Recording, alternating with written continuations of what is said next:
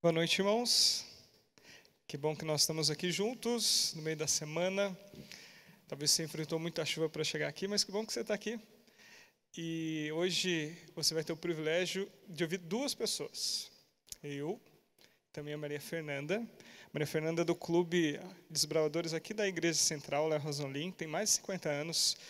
E nas quartas-feiras, um pouco antes da pregação, um pouco maior, nós temos uns 5 minutos. E ela preparou uma mensagem muito especial. E você que está assistindo pela internet também, que bom que você deu play. Talvez você esteja assistindo ao vivo, ou quem sabe uma gravação. Que bom que você separou esse vídeo, está assistindo.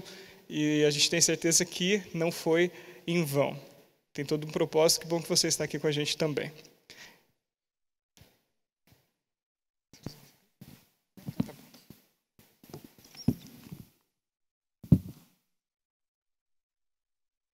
Boa noite, irmãos. Eu gostaria de começar a pregação de hoje com uma oração. Pai, te peço que possas abrir as nossas mentes, Senhor, para que a mensagem que eu esteja trazendo aqui possa entrar no coração de cada pessoa aqui presente, livrando-nos de todo mal e em nome de Jesus, amém. Era dia 6 de junho. Uma noite fria e tranquila como todas as outras. Milhões de pessoas invadiam os shoppings, todos com um único propósito: ir nos cinemas e assistir a sua heroína, a Mulher Maravilha. 3 gerações. Pais, filhos, avós, até o papagaio lá. Nesse ano, um simples HQ rendeu mais de 150 milhões de dólares. As histórias em quadrinho têm rendido milhões para o cinema.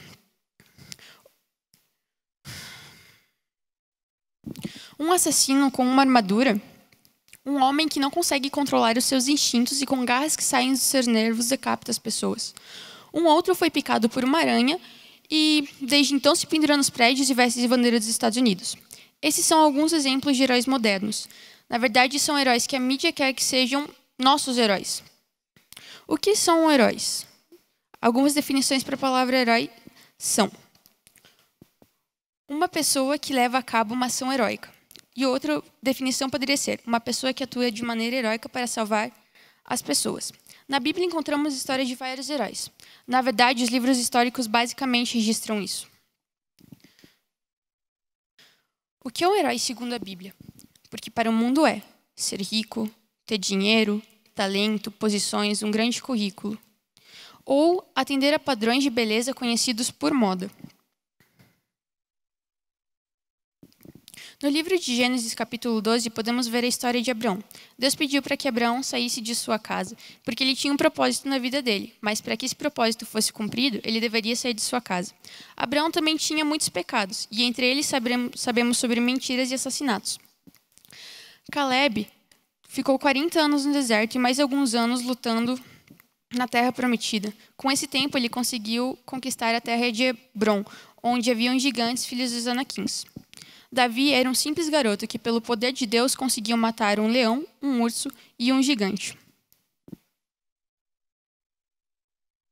A Bíblia também fala de Pedro, um homem que não conseguia controlar os seus instintos, e certa vez pegou a sua espada que carregava junto a ele e cortou a orelha de um soldado. Esses são alguns heróis da fé. Qual a diferença entre eles e os heróis impostos pela mídia? Muitas. A primeira delas é que esses realmente existiram. A resposta sobre o que é ser um herói para a Bíblia se encontra no livro de Gênesis, capítulo 17:1, que diz: Eu sou o Senhor, Deus Todo-Poderoso, anda na minha presença e ser perfeito. Está aí a resposta do que é ser um herói para a Bíblia.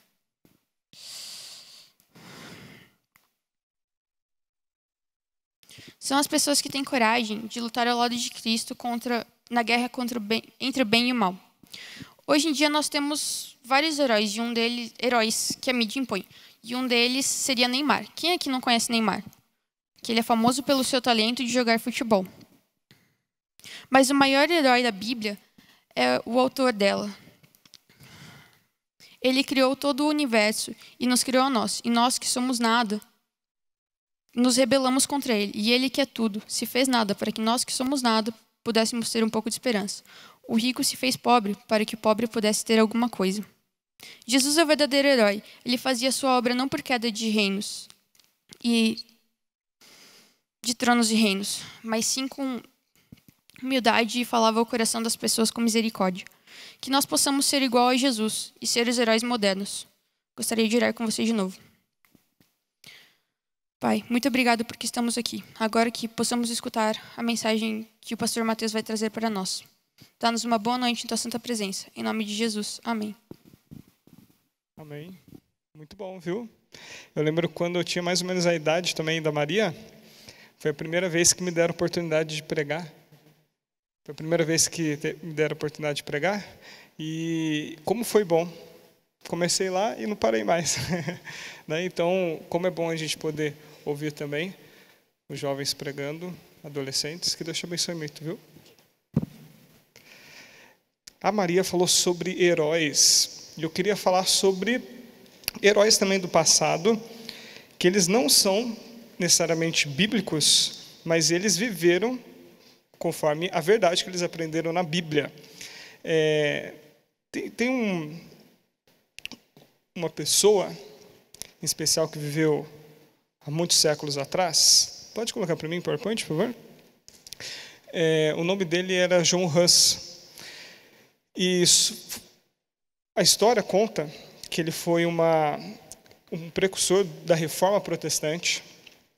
E as suas ideias fizeram com que a Igreja Romana perseguisse ele, tivesse muita ira, raiva dele, e ele foi amarrado para ser queimado em praça pública.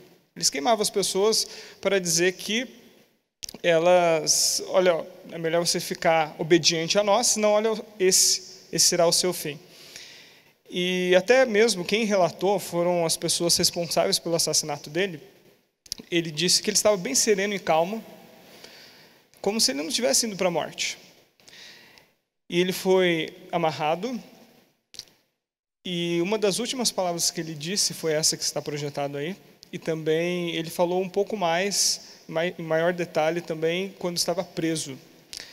E talvez não faça sentido se eu não explicar algum detalhe para você, mas ele diz assim: podem matar o ganso, mas daqui a 100 anos Deus levantará um cisne que não poderão queimar. O sobrenome de John Huss, na língua dele, Huss significa exatamente ganso. Então foi um trocadilho que ele disse: hoje vocês podem queimar um ganso, mas daqui a 100 anos Deus vai levantar alguém muito mais forte, com as ideias muito mais estruturadas na Bíblia, que as pessoas não tinham acesso, e ele vai conseguir fazer uma grande diferença. Isso não foi uma profecia, mas isso foi algo que ele quis dizer a respeito de Martinho Lutero. Martinho Lutero, ele tinha uma visão muito errada de Deus. Ele viveu mais ou menos aí 100 anos depois de John Huss.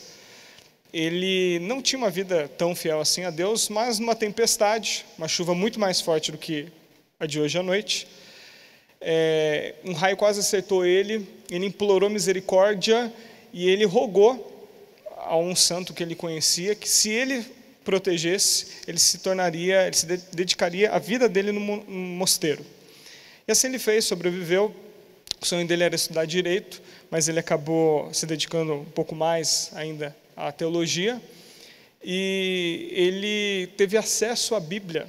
Quando ele teve acesso à Bíblia, o que era muito difícil na época, a Bíblia era o poder apenas da igreja, e também pela dificuldade de imprensa, enfim, ainda estava a processo. Ele começou a ler, e ele se tornou um professor do livro de Romanos. E ele descobriu sobre a salvação de uma forma que ele nunca tinha visto. Quando ele lia que Deus, sobre a justiça de Deus, ele entendia Deus como um Deus tirano, mau. Tanto é que ele fazia penitência, ele ficava 3 dias por semana de jejum, mas ele via Deus como um Deus carrasco, mau, que não queria o melhor de seus filhos. E um dia, até uma pessoa um pouco mais velha do que ele desabafando, que ele não encontrava paz em Deus, esse sacerdote disse para ele: olha, ame a Jesus. Ele falou: como que eu posso amar? Eu não consigo. Mas um dia, ele lendo com mais detalhe ainda o livro de Romanos, em especial, ele percebeu que justiça não é aquilo que Deus quer exigir do ser humano, mas aquilo que Ele quer oferecer. Todos nós pecadores, sem esperança nenhuma, mas o próprio Deus é quem nos dá o remédio. E junto nesse período que ele se tornou professor, começou a venda muito mais forte de indulgências. Ou seja, você poderia pagar pelo seu perdão, garantir o seu perdão através do dinheiro. E precisava reformar a Basílica de São Pedro. Então, na região ali da Alemanha, se passava dizendo assim, o seguinte: olha, você quer o perdão do seu pecado, pague, que você vai receber o perdão. As indulgências, elas chegaram até tal ponto que as pessoas pediam perdão por pecados que elas iam ainda cometer. Só que não pedir perdão, comprar o perdão. E no início, Martinho Lutero, ele pensou assim: olha, isso não está muito certo, não está correto, a igreja precisa rever isso, ninguém pode comprar perdão. E ele, no dia 31 de outubro, ele afixou na porta da igreja do Castelo de Wittenberg as 95 teses de justificação pela fé, contra as indulgências, dizendo que não era bem assim, de que o nosso Deus, Ele pode sim perdoar pecados. E nessa semana, nós estamos completando aí 500 anos da Reforma Protestante. A Reforma Protestante mudou o mundo. Se nós estamos aqui, é porque realmente pessoas lutaram, muitos deram a vida para a Reforma Protestante. Por que esse nome, Reforma Protestante? Porque a igreja o cristianismo estava mergulhado em apostasia, em idolatria, em falsas doutrinas. E assim a Reforma Protestante, ou seja, eu preciso protestar de que a igreja precisa de uma reforma. A princípio, Martinho Lutero não queria romper com a igreja, mas o cisma veio de uma forma necessária. Interessante que quando essa música você provavelmente conhece, está no nosso cenário, Castelo Forte, ele foi baseado no Salmo 46, que diz: Deus é nosso refúgio e fortaleza, socorro bem presente. E esse hino ele começa dizendo que Castelo Forte realmente é o nosso Deus, Ele é refúgio, Ele é fortaleza. E esse hino é cantado por gerações e em todos os lugares do mundo, em todas as línguas. Existe no nosso cenário, existem diversos hinários também. E ele cantou em alguns momentos especiais. Martinho Lutero fez mais ou menos 37 hinos. E um deles, o mais conhecido, mais importante do cristianismo é esse. Um dos mais importantes do cristianismo, Castelo Forte. Ele cantou quando ele ficou sabendo que 2 jovens tinham sido mortos por causa que eles estavam vivendo os princípios da Reforma Protestante. Quando ele estava indo provavelmente para um julgamento onde ele seria condenado, ele não sairia vivo. E é interessante que há diversos livros, mas um livro que eu acho muito importante sobre o assunto é o livro O Grande Conflito. Alguns até dizem: nossa, mas é um livro difícil de ler. Um livro de Ellen White. É um livro difícil de ler, mas interessante que eu li esse livro quando eu era adolescente. E não era tão ruim assim. Na verdade, foi o segundo livro de Ellen White que eu li. O primeiro foi Caminho a Cristo, o segundo foi esse. E foi também influência do Clube dos Bravadores, porque tinha a prova do livro, e acima de 15 anos escolheram esse livro para ler, e eu li, e eu ficava imaginando os detalhes ali, e diz que Martinho Lutero, ao escrever esse hino, e tudo o que ele passou, como Deus protegeu ele. E assim Hus, mais ou menos há 100 anos antes dele começar a Reforma Protestante oficialmente, ele disse assim: olha, hoje vocês vão me matar, mas daqui a 100 anos, e durante esse processo, outras pessoas vão surgir, e a reforma vai acontecer. Então, nós estamos comemorando no dia 31 de outubro, a gente pode pensar tantas outras coisas, né, que o mundo oferece para comemorar nesse dia, mas são 500 anos da Reforma Protestante. Isso mudou o mundo.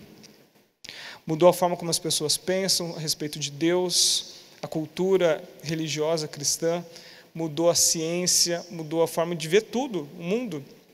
Interessante que muitos países decidiram se tornar oficialmente protestantes. Isso envolveu algumas guerras também. Mas olha que interessante, se nós formos ver os melhores países de maior qualidade de vida para se viver, são países de origem protestante. Porque a filosofia tudo que eu faço é para a glória de Deus, eu preciso crescer, eu preciso conhecer melhor esse Deus. Eu preciso dar oportunidade para as crianças, para que elas possam conhecer mais a respeito de Deus. E nós somos herdeiros dessa reforma protestante. E importante, algo que a gente não pode esquecer, é que a reforma nunca termina. Ela sempre precisa continuar. Sempre haverá reformas dentro da igreja. Falamos até em revivamento e reforma. Também essa ideia. Começou lá 500 anos atrás. Na verdade, Deus nunca perdeu o seu povo. Sempre houve remanescentes. Mas esses remanescentes, muitas vezes perseguidos, perderam a vida para que nós estivéssemos aqui. E oficialmente, a Reforma Protestante aí, estamos comemorando 500 anos. Como eu queria contar de uma outra forma a história da igreja, de forma bem breve aqui, usando o Apocalipse capítulo 6. O Apocalipse capítulo 6 menciona os 4 cavaleiros, que eles são apenas os 4 primeiros selos dos 7 selos que existem no livro de Apocalipse. E a mídia, em geral, cinema, enfim, tenta trabalhar esses 4 até com uma outra ideia, completamente fora da Bíblia. Mas a gente vamos ver, estudar hoje à noite, o que esses 4 cavaleiros têm a ver com a história da igreja, e o que isso faz diferença para mim e para você. Essa mesma história que eu contei, agora com maior detalhe, como isso já estava profetizado na Bíblia. Então, a gente precisa, antes de começarmos a ler, que os 4 cavaleiros, eles são os 4 primeiros selos. Ao todo são 7. Eles só fazem parte dos 4 primeiros. E esses selos, os 7, vão desde a morte de Jesus na cruz até o retorno dele. E esses selos também estão em paralelos com as 7 igrejas que a gente encontra no capítulo 2 e 3 de Apocalipse, e também em paralelo com as trombetas. Só que hoje a gente vai analisar melhor os selos, tá bom? As cores dos cavalos é a cor branca, o primeiro, vermelho, preto e um amarelo. E tudo isso vai ter um simbolismo.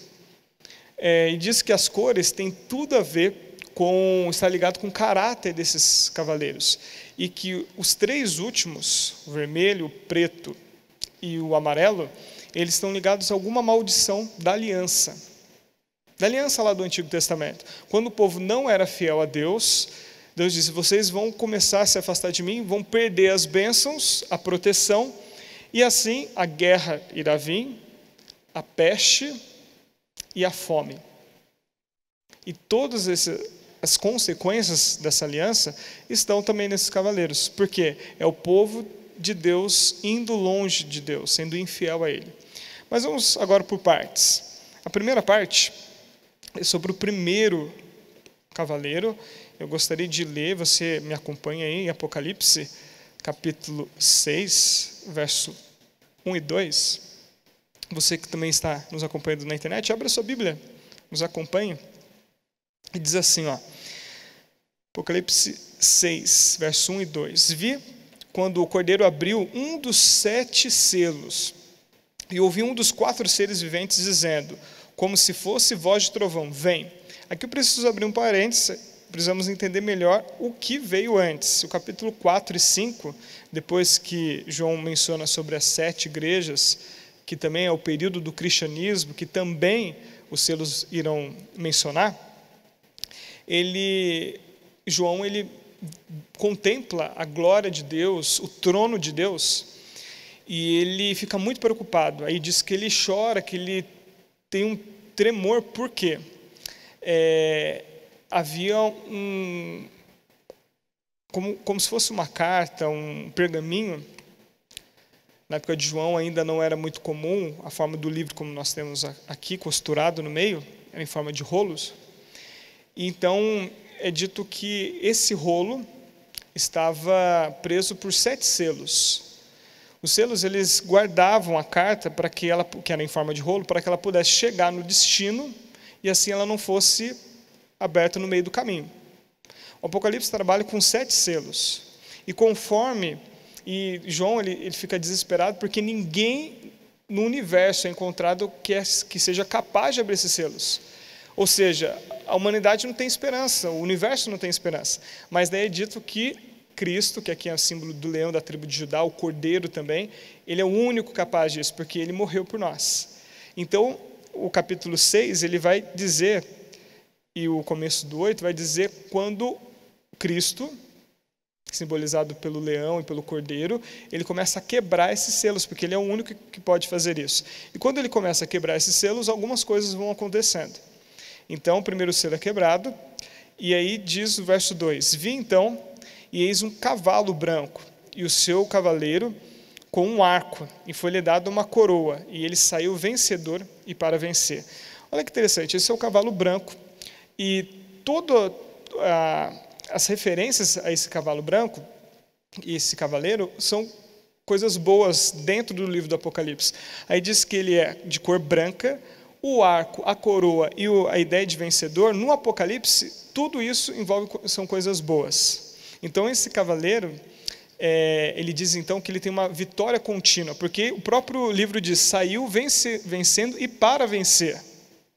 Interessante que dos 4 cavaleiros, ele é o único que não traz nenhum tipo de aflição. Por quê? Ele simboliza a vitória do cristianismo. Imagina, Jesus começou o cristianismo com 12 pessoas. Depois ele preparou 70, ele preparou um grupo maior. Mas quantos haviam?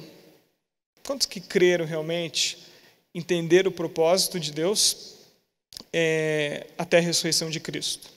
Um grupo muito pequeno. Interessante que Jesus não teve plano B. Ele nunca pensou, nossa, se esse grupo não der certo. Mas justamente esse grupo pequeno, que antes era pequeno, com o Pentecoste, depois com a pregação do Evangelho, o cristianismo cresceu demais. Muito. E a gente viu parte disso no livro de Atos dos Apóstolos. E até Paulo dizendo que em todos os lugares, muitas pessoas tiveram a oportunidade de conhecer a Cristo e de decidir por Cristo. Então, uma igreja que era simples, não tinha muito recurso, perseguida, começando a ser perseguida, cresceu de modo assustador no Império Romano. Então, o primeiro cavaleiro simboliza esse primeiro período da igreja, que vai lá do ano 31 depois de Cristo, que é o ano que Jesus morreu, apesar de Jesus ter morrido com 33 anos, mas a data não está certa, com o nascimento, não bate com o nascimento dele, 31 anos depois de Cristo, até o ano 100, que o ano 100 é mais ou menos a morte do último dos 12 vivo, que é o apóstolo João. É um período onde a igreja está crescendo, onde a igreja é pura, por isso do branco, a igreja é fiel àquilo que ela aprendeu. E veja que o que ele está na mão é um arco, o arco ele vai longe, ou seja, o cristianismo conseguiu ir longe, conseguiu ir além, mesmo com a simplicidade dos primeiros crentes. Então, é dito que logo depois do primeiro selo,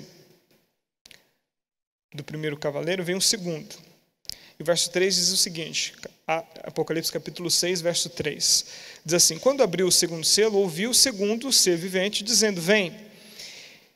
E saiu outro cavalo, vermelho, e ao seu cavaleiro foi-lhe dado tirar a paz da terra, para que os homens se matassem uns aos outros. Também lhe foi dado uma grande espada. Aqui, a gente pode perceber que a cor mudou muito. O vermelho lembra sangue. E nesse período do ano 100, depois de Cristo, com a morte de João, até o ano 313, o Império Romano foi responsável dependendo aí do imperador, foi responsável muito por mortes de diversos cristãos. Para que eles pudessem desistir disso, desistir dessa crença. O Império Romano, geralmente, ele era tolerante com as religiões de cada povo, mas ele não era tolerante com novas religiões. E o cristianismo parecia muito estranho para eles. Então, aí diz que ele é vermelho, ou seja, o sangue dos mártires, que foi derramado. Só que interessante que quanto mais se matava cristão, inclusive na ideia de pão e circo, né? Para atrair multidões com uma exposição bizarra de matar alguém na frente dos outros e se tornar diversão. Mas muitas pessoas que eram fiéis percebiam, mas por que eles estão morrendo? Algo muito sério eles estão vivendo, que eles são capazes de dar a vida por causa disso. Então, o cristianismo continuou crescendo, mesmo em meio à perseguição. Só que também o vermelho lembra a cor do pecado. É quando as primeiras falsas doutrinas começaram a ser inseridas aos poucos dentro da igreja. Por isso que diz que matavam, para que matassem uns aos outros. Porque alguns cristãos começaram a se ferir entre eles também. E o Apocalipse, então, capítulo 6, versos 5 e 6, ele vai falar sobre o terceiro selo e o terceiro cavaleiro. Ele diz assim, quando abriu o terceiro selo, ouvi o terceiro ser vivente dizendo, vem. Então vi, eis um cavalo preto, e com seu cavaleiro com uma balança na mão. E ouvi como que voz no meio dos 4 seres dizendo, uma metade de trigo por 1 denário, 3 medidas de cevada por 1 denário, e não danifiqueis o azeite e o vinho. Esse terceiro selo, o preto, completamente oposto ao branco, é o período que a igreja ela se tornou corrompida. Em 313 d.C., Constantino, que era imperador romano, ele decidiu aceitar o cristianismo. Percebeu que o cristianismo havia crescido, quanto mais cristãos se matavam, mais pessoas se convertiam. Isso, na verdade, nos bastidores é Satanás trabalhando, né? Já que ele viu que através da violência ele não conseguiu calar os cristãos, então agora ele vai deixar o império oficializar o cristianismo. E assim as terras, bens que antes foram saqueados, foram tirados dos cristãos, agora foram devolvidos. E lugares que eram antes para reunião de multidões se tornaram templos. E o cristianismo, que era uma religião ou às vezes, muitas vezes escondida, de reuniões escondidas, por causa de perseguição, ou na casa das pessoas com um grupo pequeno, a gente vê até Paulo dizendo, olha, saudação à igreja tal que está na casa de fulano. Porque as igrejas realmente eles se reuniam nas casas. E a partir daí, os templos se tornaram gigantes. E muitas heresias, inclusive da idolatria, entraram dentro do cristianismo. Infelizmente. Por isso que o cavalo ele não é mais puro, ele não é mais o branco, a pureza. Ele agora foi contaminado com falsas heresias. Tanto é que o trigo, ele simboliza a doutrina pura e a cevada, a falsa doutrina. O trigo, ele era o grão nobre, o grão dos ricos e muito mais valorizado no Império Romano. E a cevada ela não era muito bem valorizada, só quando você era muito pobre, você não tinha dinheiro para comprar o trigo, então você se alimentava da cevada. E a cevada também era dada para os animais. E aí diz que as pessoas começaram a se contentar com a cevada. Ou seja, aqui está acontecendo fome espiritual. Por quê? Está muito caro também. O denário era o salário de um dia de um trabalhador normal. E se a gente colocar o quanto isso custava, a descrição de que João faz é que tanto o trigo quanto a cevada, elas estariam... Pensa você indo comprar hoje no supermercado. O trigo, a cevada, e isso fosse basicamente aquilo que você come. Ele estaria de 8 a 16 vezes mais caro. Então, a fome seria certa. Então, ele está trabalhando que nesse período, que é de 313, quando o cristianismo se torna oficial, até 538, quando a última tribo bárbara, que ali não concordava com algumas coisas da igreja que se situava em Roma, é eliminada pela guerra, nesse período, então, muitas doutrinas são inseridas na igreja e há uma fome espiritual. E aí diz para não danificar o azeite nem o vinho, símbolo do sangue de Cristo, o azeite, símbolo daquilo que o Espírito Santo pode fazer na vida. Então, mesmo com todas essas doutrinas falsas entrando dentro da igreja, Deus ainda ia preservar muitos fiéis, tocando no coração deles, tocando na mente deles, através do seu Espírito, de que o sangue de Cristo, só através de Cristo, eles teriam salvação. Mas a maioria, infelizmente, foi enganada. E no quarto selo, Apocalipse capítulo 6, versos 7 a 8, diz o seguinte: quando o cordeiro abriu o quarto selo, ouvi a voz do quarto ser vivente dizendo: vem. E olhei, e eis um cavalo amarelo, e o seu cavaleiro, sendo este chamado de Morte. E o inferno o estava seguindo, e foi-lhe dado autoridade sobre a quarta parte da terra para matar a espada, pela fome, com a mortandade e por meio de feras da terra. Aqui diz que é um amarelo, uma cor, você entende melhor, conforme João quis escrever, que é um amarelo, não é um amarelo qualquer, é um amarelo pálido, cor de morte, cor do medo. E esse cavaleiro é o único que diz qual que é o nome dele é Morte. E ele é seguido pelo inferno, ou seja, seguido pela sepultura, por onde ele passa, leva à morte. E aqui é um símbolo do cristianismo apostatado, quando conhecido também como a Idade das Trevas, a Idade Média, e ele só vai ter um fim em 1517, com o início da Reforma Protestante.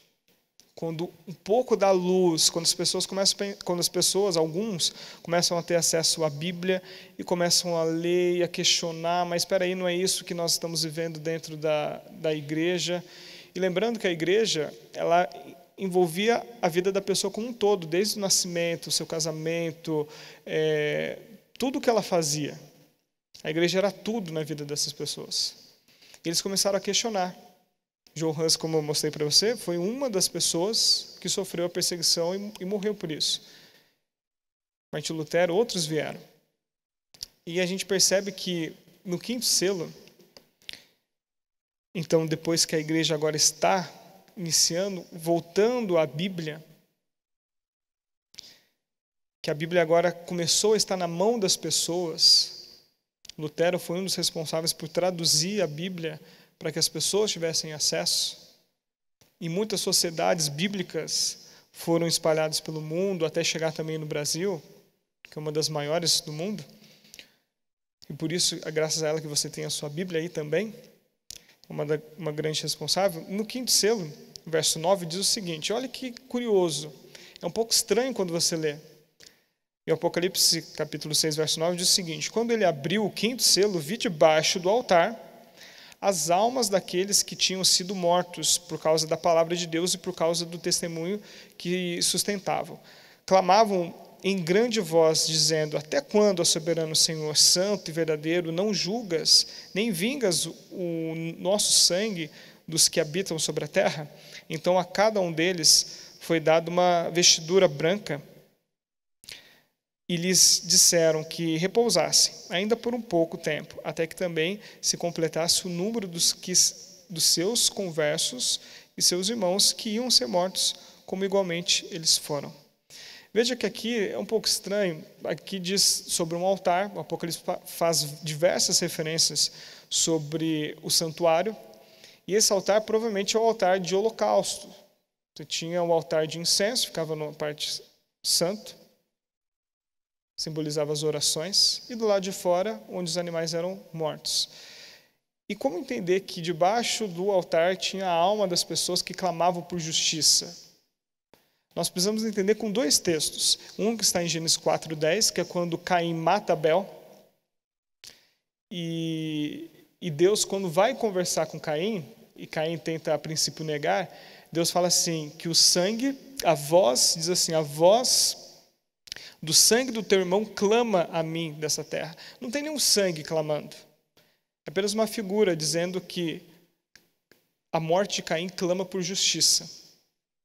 Desculpa, a morte de Abel clama por justiça contra Caim. E Paulo também lá em 2 Timóteo capítulo 4, verso 6, ele usa uma comparação com a vida dele, que ele estava quase morrendo, sendo entregue como se fosse um sacrifício. Ele usa lá 2 Timóteo 4,6, porque eu já estou sendo oferecido por aspersão de sacrifício e o tempo da minha partida está próximo. Então aqui, no quinto selo, a ideia não é uma imagem literal que existe pessoas embaixo do altar, no céu, clamando, porque nem acreditamos que as pessoas que morreram estão dessa forma. É apenas uma figura de linguagem dizendo o cuidado que Deus tem pelos mártires, pessoas que morreram, entenderam que a vida delas não era mais preciosa do que a verdade. O carinho que Deus tem pelos mártires, pela memória deles e a necessidade de justiça e juízo. Ou seja, é como se o sangue deles como se estivesse clamando, olha, precisa acontecer justiça. Mas Deus ainda diz, não ainda, muitos ainda vão sofrer, não é o momento ainda, mas já vai acontecer. Então, no sexto selo, que está bem perto, mais perto de onde nós vivemos, o sexto selo, Apocalipse 6, verso 12 e 13, diz assim, vi quando o Cordeiro abriu o sexto selo e sobreveio grande terremoto, o sol se tornou negro como um saco de crina e a lua toda como sangue, e as estrelas do céu caíram pela terra como a figueira, quando abalada por ventos fortes, deixa cair os seus figos verdes. Então aqui diz que um sinal ia acontecer, e aqui está ecoando aquilo que o profeta Joel já escreveu lá no capítulo 2 do livro dele, e também o próprio Cristo também disse a respeito dos sinais, lá em Mateus 24, no verso 29, que ele diz, desses sinais o Apocalipse repete. Pensa bem, o povo, a igreja era fiel, se corrompeu, a verdade voltou a ser estudada, e agora que a verdade estava sendo recuperada, faltava algo muito importante, que eram as profecias. E a partir desses acontecimentos, as pessoas vão olhar agora para a Bíblia, não somente resgatando as verdades que foram perdidas durante a Idade Média, um pouco antes também, mas também agora ver o que está acontecendo, o que vai acontecer no futuro. Então, o grande terremoto aconteceu em Lisboa, no dia 1º de novembro de 1755. Que data que é essa de dia 1º de novembro? A gente está perto dela. O que é dia 1º de novembro? Dia de Todos os Santos. Onde que as pessoas estavam nesse dia? Dentro das igrejas.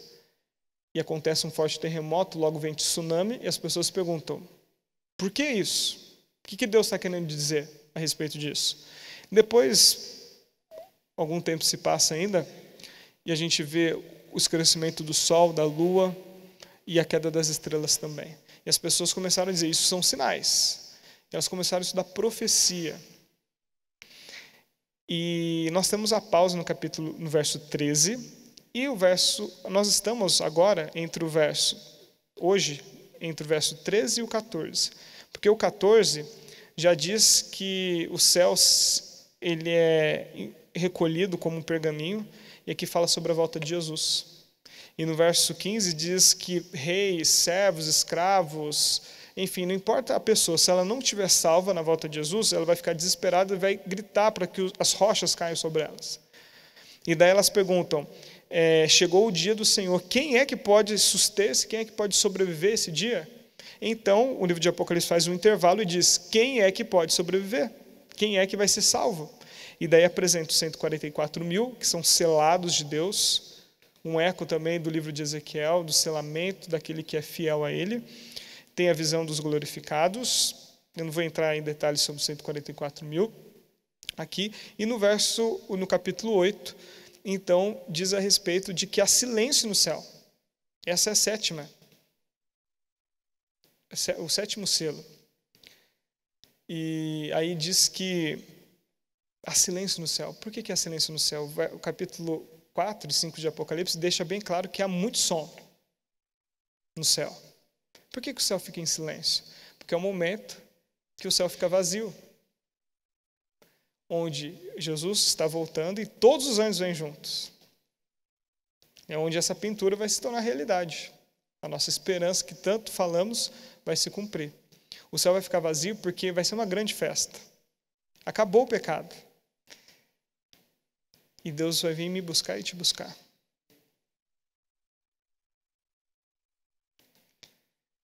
O céu vai ficar vazio por um tempo. porque depois vamos para lá. Passar 1000 anos, como diz Apocalipse capítulo 20.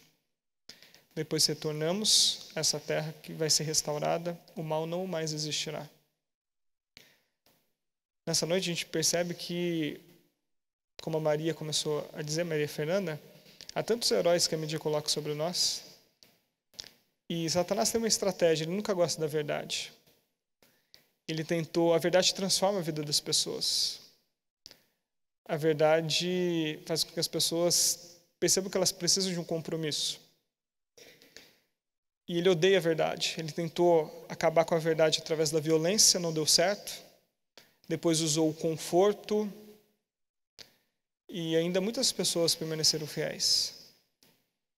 E aqui nós estamos, pertinho da volta de Jesus. Somos convidados hoje a viver, a olhar para trás e perceber que quantas pessoas deram a vida por essa verdade, que muitas vezes a gente não vive com todo o nosso coração. Nós estamos como naquela corrida de bastão, e nós estamos com o bastão nas nossas mãos. E o que a gente vai fazer com esse bastão? Esse bastão tem o suor dos corredores de quem correu antes de mim, séculos atrás, tem sangue deles. E nós somos a geração que estamos com o bastão nas mãos e com a verdade também. Um povo que Deus chamou, preparou para conhecer a verdade, para depois perceber que as profecias também tinham algo a mais para dizer. E recebemos toda essa herança. E Deus escolheu você e eu. Podia escolher tantas outras pessoas para viver agora. Se nós tivéssemos um pouquinho da coragem do que os mártires tiveram. Mas Deus nos convida a não somente carregar a verdade em nossas mãos, mas viver. A verdade é uma pessoa, é Cristo. E conhecendo mais dele, vamos desejar viver mais e mais com ele, para ele. É da tua vontade, do teu querer dizer, meu Deus, eu quero ser uma luz nesse mundo de trevas que hoje tenta evitar falar até mesmo no assunto de Deus. Onde cada um parece que faz a sua história, onde cada um formula o seu Deus. Eu quero ser uma luz, eu quero brilhar, eu quero estar preparado para o teu retorno e quero também ajudar muitas outras pessoas a se prepararem. Quero começar em casa, quero ser o teu instrumento na minha escola, no meu trabalho. Se essa for a tua vontade, se coloque em pé, me acompanhe nessa oração. E ao ficar em pé, que você decida também ler mais, descobrir mais da verdade de Deus. Essa verdade que custou a vida de tantas pessoas e que hoje temos a oportunidade em nossas mãos. Viva ela a cada dia da sua vida. Vamos orar? Grandioso Deus, te agradecemos porque tua graça, tua verdade nos alcançou. O cristianismo passou por momentos altos e baixos. Pessoas deram a vida para que essa verdade hoje estivesse em nossas mãos. Não somente em nossas mãos, mas no nosso coração. E tantas coisas no mundo têm roubado essa vontade de realmente ser inteiramente teu.